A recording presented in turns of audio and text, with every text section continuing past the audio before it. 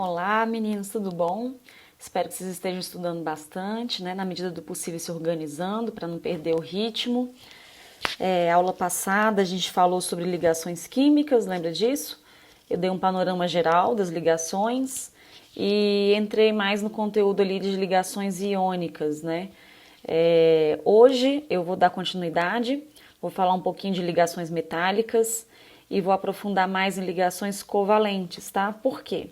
Na ligação covalente, ela vai se desmembrar em ligação covalente polar e apolar, que são conceitos fundamentais para você entender, por exemplo, as propriedades de substâncias orgânicas. Então você fica bem atento, porque por mais que você já tenha visto isso em um outro momento, no nono ano, no primeiro ano, não sei. Então, assim, é importante retomar, é importante revisar, porque é fundamento importante para entender substâncias orgânicas e propriedades, ok? Então, vou abrir aqui para a gente o nosso quadro, e aí vocês vão me acompanhando. Essas anotações eu já deixei disponibilizadas para vocês lá na Blackboard, tá? É importante que você pegue essas anotações que eu coloquei aqui para vocês e vocês passem para o caderno também, tá? Por quê? No caderno, quando você anota, você está retomando, você está se organizando ali com o que eu te expliquei e você vai criando ali memória, tá? Você vai aprendendo um pouquinho mais, tá joia? Então não deixa de fazer isso não fica só contando com esse material que está na tela. Passa para o seu caderno também, tá bom? Então vamos lá. Ligação metálica, meninos. Na ligação metálica, a gente já tinha falado, né, anteriormente, que é uma ligação química que ocorre entre metais. Então vamos lembrar aqui. Lembra da teoria do octeto? Teoria do octeto, então, é uma teoria, lembra que tem exceções. Na teoria do octeto, a gente tem os metais como doadores de elétron, elementos químicos que têm uma capacidade de oxidar, de doar elétrons. Por que eles doam elétrons? Porque eles têm poucos elétrons na camada de valência. Então, geralmente tem 1, 2 ou 3 elétrons na camada de valência e eles estão longe ali de chegar no número 8, que seria da teoria do octeto, então eles vão doar.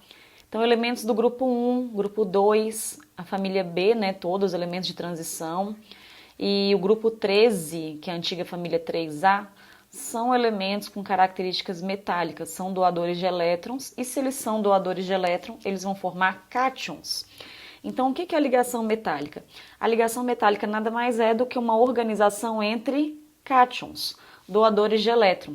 Então, se a gente tem um elemento químico que doa o elétron e o outro átomo de elemento que também doa o elétron um do lado do outro, então eles vão doando elétrons entre eles e vai gerando um fenômeno do mar de elétrons ou elétrons livres. Vocês vão ver que eu fiz até um esqueminha aqui, ó, tô ampliando para vocês. Tá vendo que essa bolinha escurinha aqui, ó, seriam os elétrons livres. Você pode ver que ele tá no interstício aqui, ó, de vários outros átomos. Então, olha só, o elétron tá livre, agora olhando essa imagem em preto e branco, ó. O elétron tá livre, mas ele não tá saindo para cá. Esse elétron livre, ele fica circulando entre os núcleos, por exemplo, tá bom? Então, ele não vai embora porque ainda existe uma atração nuclear do átomo vizinho, tá joia? Então, esse é o famoso fenômeno dos elétrons livres ou do mar de elétrons. Metais doadores de elétrons, elétrons livres fluindo ali numa espécie de retículo. Características, então, que esse mar de elétrons vai provocar, que esses elétrons livres provocam, né, para substâncias metálicas. Isso faz com que os metais sejam bons condutores elétricos e térmicos. Não é à toa que você não pode colocar uma barrinha de ferro, por exemplo, na tomada, que senão você vai levar choque. O elétron ali do átomo da barra de ferro estão livres, né? Então eles podem ajudar a propagar aquela corrente elétrica ali, né? Então tem que tomar esse cuidado. Brilho metálico, então é um brilho meio espelhado, né? Que vocês conhecem, vocês devem estar puxando da memória o que seria esse brilho metálico. É lógico que o brilho metálico ali, ele pode ser mais intenso ou até ter uma coloração um pouco mais diferente, dependendo do metal, tá? Mas é um brilho espelhado, né, esse brilho metálico. Alto ponto de fusão e ponto de ebulição altos também. A gente tem aqui dois casos que é bom a gente falar. O mercúrio, ele já é um metal no estado líquido, tá bom, gente? Assim, temperaturas ambientes, condições normais, tá? Então, o mercúrio, ele é um metal líquido. E o gálio, ele tem um ponto de fusão mais baixo também, tá bom? Então, ele é um outro metal que é uma exceção aí desse alto ponto de fusão e alto ponto de ebulição. Maleabilidade, ductibilidade e alta densidade. Essas características aqui, ó, fazem com que eu consiga, por exemplo, fazer esse metal, transformar esse metal em fios, transformar esse metal em chapas, tá? Por exemplo, trabalhar na indústria de joias, né? Você consegue moldar ali muito bem o ouro, fazer trabalhos muito finos ali com ele, beleza?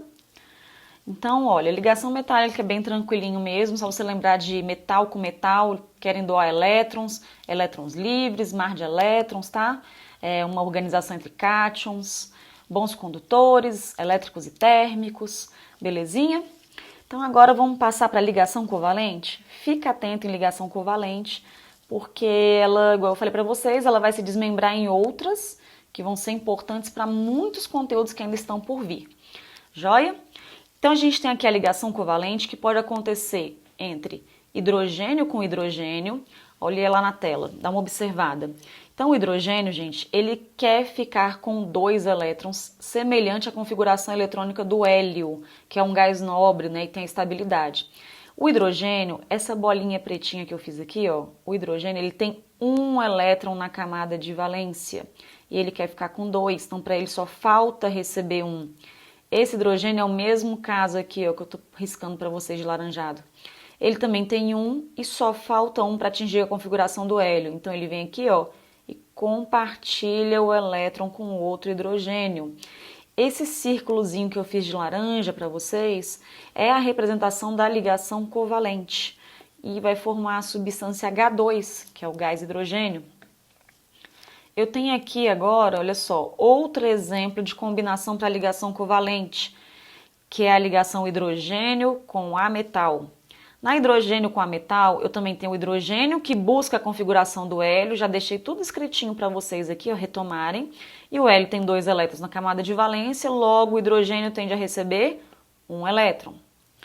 O flúor é do grupo 17 ou família 7A, antiga família 7A. O que você vai fazer? Enquanto você puder consultar uma tabela periódica, igual na prova do PAIS 2, você olha a família do flúor. Opa, grupo 17, então ele tem 7 elétrons na camada de valência. Quem tem 7 está pertinho de 8, o que ele vai querer fazer? Receber 1 elétron. Então, olha, essa representação que eu fiz aqui para vocês, olha só. Eu botei o símbolo do elemento flúor, coloquei as 7 bolinhas em volta. O que seriam essas 7 bolinhas aqui, ó? Seriam os elétrons da camada de valência. E o hidrogênio, coloquei o seu elétron da camada de valência bem aqui, ó. Essa representação é a fórmula eletrônica ou fórmula de Lewis. Já vi cair no PAIS 2 em questão tipo D, então fica atento com isso. Então representei os elétrons da camada de valência em volta do símbolo do elemento. Hidrogênio quer receber 1, mas flúor também quer receber 1, então eles vão compartilhar elétrons. Lembra da história do PlayStation 5? Todo mundo quer ganhar o PlayStation 5, para que comprar 2? Compra 1, 2 controles e vocês vão compartilhar o PlayStation. Lembra disso? Todo mundo quer receber, então compartilha. Então, seguindo aqui, outro exemplo de ligação covalente é a ligação ametal com ametal. Se liga porque agora eu vou falar de ligação dupla, vou te mostrar um exemplo de ligação dupla. Coloquei o oxigênio, que é do grupo 16, a antiga família 6A. Então você está olhando isso na tabela, por exemplo, você não vai brotar da sua cabeça que o oxigênio é do grupo 16. Enquanto você está no PAIS 2, você pode olhar a tabela periódica. Então olha só, se ele é do grupo 16, ele vai ter 6 elétrons na camada de valência, olha para a tela. Ele vai ter 6 elétrons na camada de valência, logo quem tem 6 quer ficar com 8, então ele tem que receber 2 para atingir a teoria do octeto, tá bom? Então, olha só, mas é oxigênio com oxigênio, então esse carinha quer 2 e esse carinha também quer 2. Os dois querem receber ligação covalente, compartilha aqui, ó, 2 pares de elétron. Então aqui eu vou ter uma ligação covalente, uma ligação dupla. Dá uma olhada aqui que eu vou tirar essa minha carinha linda e vou colocar aqui para vocês um quadro. Presta atenção, bem retrô, um quadro negro aqui, ó. Dá uma olhada. O que eu vou mostrar para vocês agora? Tá vendo que a gente tem ali do lado no meu caderninho de anotações uma ligação dupla, só que representando pela fórmula eletrônica de Lewis? Essa ligação dupla, que a gente representa assim, ó, fórmula eletrônica de Lewis, eu vou colocar para vocês ela sendo representada na ligação na fórmula estrutural, tá bom? Então, a ligação covalente está aqui na fórmula eletrônica. Vou colocar agora na fórmula estrutural. Aonde tem esse parzinho de elétrons circulados, eu vou escrever um tracinho. Pronto. Tá vendo aqui? Então, isso aqui era isso aqui. Beleza? Fórmula estrutural. Fórmula estrutural. E essa aqui é a fórmula eletrônica. Eletrônica porque mostra os elétrons. Beleza? Então, vamos voltar aqui para a gente continuar a explicação. Então, dá uma olhada. Aqui agora, eu vou colocar para vocês, meninos, mais um exemplo, tá? Mostrando aqui a sobreposição da nuvem eletrônica. Dá uma olhadinha aqui no quadrinho.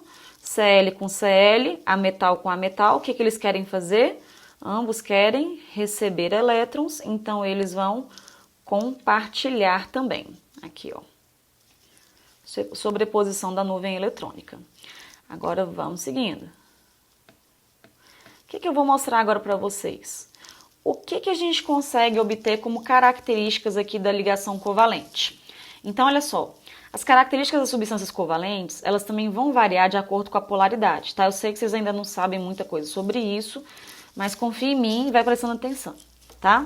Então, olha só, elas podem ser encontradas, as substâncias covalentes, em 3 estados físicos: sólido, líquido e gasoso. O que vai determinar se a substância covalente está no estado sólido, no líquido ou gasoso? Principalmente a polaridade, tá? Se tiver diferença de cargas dentro da molécula, elas podem ficar mais atraídas e aí isso alterar o estado físico das substâncias. Solubilidade, se o negócio dissolve em outro ou não. Por exemplo, por que óleo não dissolve na água? Então, isso tem a ver com o quê? Polaridade e solubilidade, que a gente já vai ver, tá bom? E condutibilidade. No estado sólido, elas não vão conduzir corrente elétrica, com exceção de quem? Com exceção da grafita, tá bom? Então, no estado sólido, não conduzem corrente elétrica, com exceção da grafita. E se tiver, por exemplo, na forma aquosa? Então, olha, aí eu não estou falando dela pura, da substância sozinha. Se, por exemplo, eu tiver um ácido clorídrico puro, ele não vai conduzir corrente elétrica. Agora, se eu tiver, por exemplo, o ácido clorídrico aquoso, ele vai sofrer um processo chamado de ionização, H+, Cl-. Se eu tenho elétrons livres, aí sim eu posso conduzir corrente elétrica. Mas eu só vou conseguir, às vezes, ver nitidamente uma condução de corrente elétrica, tipo naquele experimento da lâmpada, acender ou não, que vocês fizeram até no laboratório, um pouquinho antes de tudo isso acontecer, se a gente tiver uma solução mais concentrada, tá? Se a solução estiver mais diluída, a gente não vai ter lá tantos íons ali livres e isso vai alterar, por exemplo, a intensidade do acendimento da lâmpada, do brilho da lâmpada. Tá joia? Prometo que quando a gente voltar, a gente retoma esse experimento para quem não lembra. Vamos fazer um exercício, então, agora, para a gente poder dar uma lembrada? Então, de novo, vou tirar essa minha carinha linda, só que não, e vou colocar para vocês aqui o quadro retrô. Então, olha, eu vou escolher aqui alguns exercícios, porque eu não vou fazer tudo, né? Porque você também tem que fazer alguma coisa. Então, olha só. Vou fazer aqui a letra A, por exemplo. Na letra A e nas demais, eu vou pedir para vocês o seguinte, para que vocês descubram qual o tipo de ligação química que eu tenho aqui. Então, vamos pensar em termos de pais 2. O que você vai fazer? Olha os elementos que estão compondo a substância, por exemplo, o ácido clorídrico. Você vai lá na tabela periódica e localiza esse povo. Cloro, grupo 17. Hidrogênio não tem família, coitado, tem até uma piada disso para ele. Então, mas o hidrogênio, você lembra que ele quer ficar igual quem? O hélio. Então, ele quer ter 2 elétrons na camada de valência, lembra disso? E o cloro, ele é um ametal, grupo 17, 7 elétrons na CV. Então, o hidrogênio quer receber, porque ele já tem 1 e quer ficar com 2, igual o hélio. Então, ele quer receber. E o cloro, se ele está no grupo 17, 7 elétrons na camada de valência, só falta 1. Também quer fazer o quê? Receber. Quando todo mundo quer receber, lembra do PlayStation 5? Recebe, o que eles têm que fazer? Compartilhar. Então, se eles compartilham, como é que é o nome dessa ligação? Mesma tendência, todo mundo quer compartilhar, ligação covalente. Então, letra A, ligação covalente. Vamos fazer aqui a letra C. Olha só. Letra C. Na letra C, eu vou te pedir para você descobrir qual a ligação química do cloreto de magnésio, MgCl2. De novo, ó, vai na tabela periódica. Magnésio, grupo 2. Grupo 2. Cloro, grupo 17. 2 elétrons na CV, o magnésio, está longe de 8.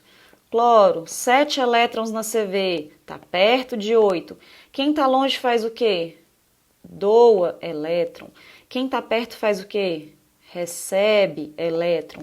Logo, se a gente tem um que doa e um que recebe, a gente vai ter uma ligação chamada ligação iônica, formação de cátions e ânions. Beleza? Letra C, ligação iônica. Vamos fazer aqui a letra D? Letra D, olha o que tem, Fé. Fé é o que a gente está tendo, né, agora, para poder as coisas melhorarem. Mas, enfim, esse Fé aqui, ó, é do ferro. Ferro, ele é um metal, um elemento de transição, ele é um metal. Por que o bichinho tá sozinho aqui? Porque ele se garante? Não, gente, é porque, olha só, eu não preciso ficar escrevendo para vocês ferro, ferro, opa, ferro, ferro, porque eu sei que são vários ferros juntos e que eles estão fazendo o quê? Uma ligação metálica, porque só tem ele como metal. Então, metal com metal, ligação metálica na letra D. Beleza? Então, vamos lá. Espero que vocês tenham entendido aqui a aula de hoje. Se você ficou com alguma dúvida, pode rever o vídeo, refaça o exercício.